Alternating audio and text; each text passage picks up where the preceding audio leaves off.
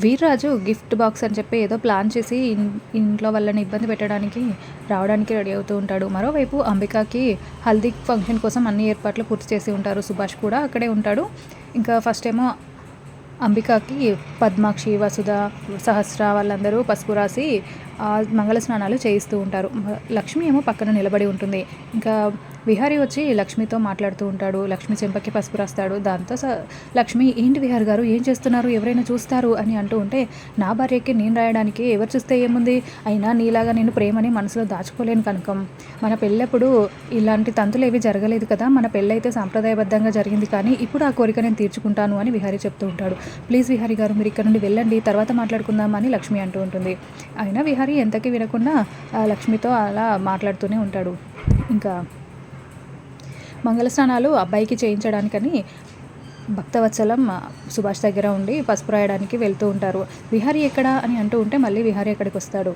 వచ్చి అక్కడ నేను ఇక్కడే ఉన్నాను తాతయ్య, వస్తున్నా అని విహారీ వెళ్తాడు. వెళ్ళి పసుపు రాయండి అని చెప్తూ ఉంటే అప్పుడే అంబిక కూడా సుభాష్కి ఇప్పుడు తలపైన వాటర్ పోస్తే అక్కడ ఉంది సుభాష్ అని అందరికీ తెలిసిపోతుంది, ఇప్పుడు ఎలా అని టెన్షన్ పడుతూ ఉంటుంది. సుభాష్ కూడా ఆలోచిస్తూ ఉంటాడు. ఇంకా మొహం తలపాగా తడవకుండా పోయండి, బాడీ వరకు ఏమైనా చేయండి, కానీ మొహానికి మాత్రం రాయకండి అని సుభాష్ చెప్తూ ఉంటాడు.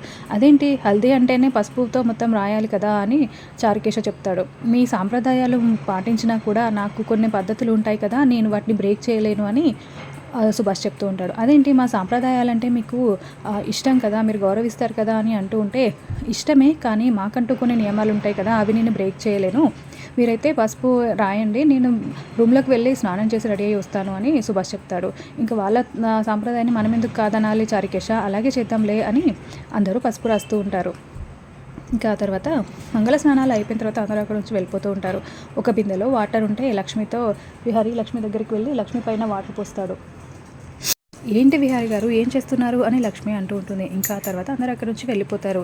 విహారీ రూమ్లోకి వెళ్ళి బయటికి కనిపించకపోయినా లక్ష్మి కూడా ఇలా చేసినందుకు హ్యాపీగానే ఫీల్ అయి ఉంటుంది అని ఆలోచిస్తూ చాలా హ్యాపీగా ఫీల్ అవుతూ ఉంటాడు.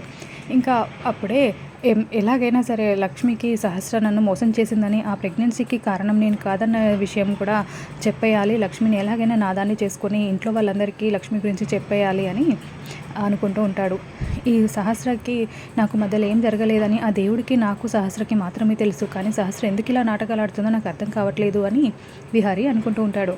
ఇంకా అప్పుడే యమున అక్కడికి వచ్చి ఈ ఫోన్ ఏంటి ఎందుకు ఇలా అవుతుంది అని అనుకుంటూ ఉంటుంది. ఆ ఫోన్లోనే విహారీ సహస్ర వీడియో రికార్డ్ అయి ఉంటుంది. ఇంకా అప్పుడు యమున అలా అనుకుంటూ ఉంటే, ఏంటమ్మా ఏం జరిగింది అని విహారీ అడుగుతూ ఉంటాడు. ఇంకా ఈ ఫోన్ ఏంటోరా, ఒకటి నొక్కితే ఒకటి అవుతుంది, చూడు కాస్త అని అంటే, ఇలా ఇవ్వమ్మా నేను చూస్తాను అని విహారీ చేతిలోకి తీసుకొని ఓపెన్ చేస్తూ ఉంటాడు. కాసేపటికి అమ్మ దీంట్లో ఛార్జింగ్ అయిపోయింది అని, ఛార్జింగ్ పెట్టి చూస్తాను అని ఛార్జింగ్ పెడతాడు. పెట్టిన తర్వాత యమున బాధపడుతూ ఉంటుంది. నీ బాధను నేను తీర్చలేకపోతున్నాను నాన్న, అన్నీ తెలిసి కూడా నేను ఏం చేయలేకపోతున్నాను, మా కోసం కుటుంబం కోసం నీకు ఇష్టమైన జీవితాన్ని వదులుకున్నావు అని బాధపడుతూ ఉంటుంది. ఏంటమ్మా అలా ఉన్నావు, ఏం ఆలోచిస్తున్నావు అని విహారీ అడుగుతాడు. నీ గురించి ఆలోచిస్తున్నాను నాన్న, నీకు ఎలా చెప్పాలో అర్థం కావట్లేదు, ఈ సమస్యల వల్ల నీ ప్రేమను జీవితాన్ని వదులుకొని నువ్వు ఇంతలా బాధపడుతున్నావు అని అంటూ ఉంటే, దేనికమ్మా ఎలా మాట్లాడుతున్నావు ఏంటి అని విహారీ అడుగుతూ ఉంటాడు. అదే నాన్న, నువ్వు మా అందరి కోసం మమ్మల్ని అందరినీ వదిలేసి యూఎస్కి వెళ్ళావు, మళ్ళీ వెళ్ళాల్సిన అవసరం వచ్చినా కూడా కుటుంబం కోసమే కదా నీ ఇష్టాలని చంపుకొని ఇక్కడే ఉన్నావు, దానికోసమే ఆలోచిస్తున్నాను రా అని అంటూ ఉంటుంది. ఇంకా అందులో ఫోన్ ఛార్జింగ్ అవ్వడంతో మళ్ళీ విహారీ ఫోన్ తీసి చూస్తూ ఉంటే సడన్గా వీడియో ఓపెన్ అయిపోతుంది. అంటే సహస్రకి నాకు మధ్యలో ఏం జరగలేదా అని విహారీ చాలా షాకింగ్గా వీడియో చూస్తూ ఉంటాడు. అందులో మళ్ళీ ఫోన్ ఆఫ్ అయిపోతుంది. ఎంత ట్రై చేసినా ఫోన్ ఓపెన్ అవ్వదు.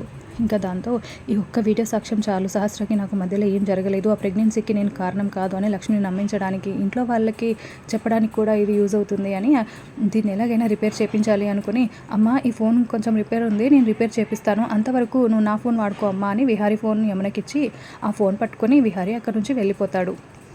ఇప్పటికైనా ఆ ఫోన్ రిపేర్ అయ్యి ఆ ఫోన్లో ఉన్న వీడియో వల్ల విహారీ లక్ష్మి ఒక్కటవుతారా? వచ్చే ఎపిసోడ్లో ఏం జరుగుతుందో తెలుసుకుందాం. Thank you for watching. ఇప్పుడైనా ఛానల్ని సబ్స్క్రైబ్ చేయండి.